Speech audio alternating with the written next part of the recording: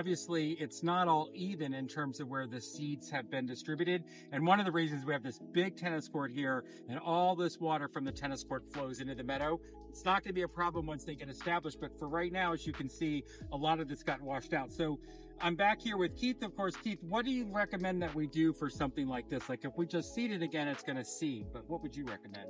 It depends on the speed to which you want it established. This spot, a lot of the seed may have been completely washed off site.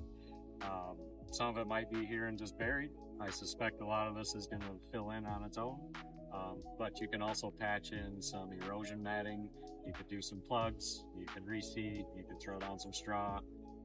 Anything to kind of help hold it a little bit and slow down the water flow while things are establishing. Once it's established, none of this is really rutted out. It's just sheeting across, so the sand is taking a lot of the water and it's absorbing it, but just to kind of hold everything while plants establish is really all you need to do. So with the bamboo, or not the bamboo, but the coconut fiber blankets, right? And one of the things that I know that you recommend is make sure we use it with the netting that's biodegradable. It goes a little bit faster.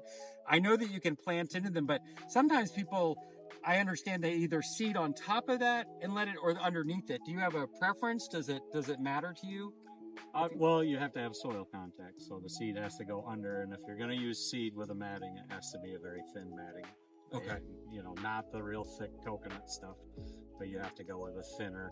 With the degradable, I prefer the degradable netting. Otherwise, the other stuff lasts for a long time. It's like finding dental floss in your ground all the time. So no, I agree with that. So okay, so thin matting, soil contact. I guess some people feel like the seeds end up like finding their way to the bottom, but I know you've done, in the meadows that I've seen, you have been so much more successful with getting seeds to go than I am. I'm a plug person, plug it in, but obviously in a big project like this, it can be for some cost prohibitive to do it all by plug. But so you would do this. Plugs kind of run their course when you get to a bigger site. They do.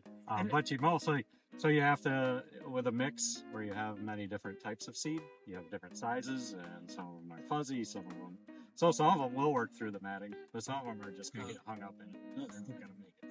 Yeah. So I think it's best to get them onto the ground and pressed in. They can't go deep, so the big thing with native seed is shallow, shallow, shallow, but it does have to hit the ground. So if you can't go deep, make sure I'm touching the soil. Yes. Okay. It has to be touching soil. Awesome. Thank you. So a little bit more about this site as well. This had actually already been mulched. The owner, once the construction was done with the home, they had stuff chipped in the fall, and then we came and seeded in the spring, but you just sort of worked it right in with the mulch that was here. Yeah, we tried to thin up the mulch as much as we could, and then left some to retain some moisture and save some of the effort of getting it all out of here. And I can't remember, I don't believe that the irrigation actually hits this, so we wanted to come by, but you can see here we got a little bit more of the little blue stem. And now, Keith, I think I can tell them more what you were saying before is, so you're looking for that maroonish and that flatness, right? That's what I key off. Okay. They're in individual clumps. They have kind of a flat stem on one side versus the other. And a lot of times they get this red, but here, because this is a little shadier, and a little different situation between the mulch, the sun exposure, potential gaps in irrigation. Like this area has come up kind of sporadic, and then the grasses are far taller, but they're spindly. Yeah. The blue stem and even the flowers a lot of times will do okay in the shade as it gets shadier, but they tend to just get thinner, a little more spindly, and not quite as thick as they would in the open.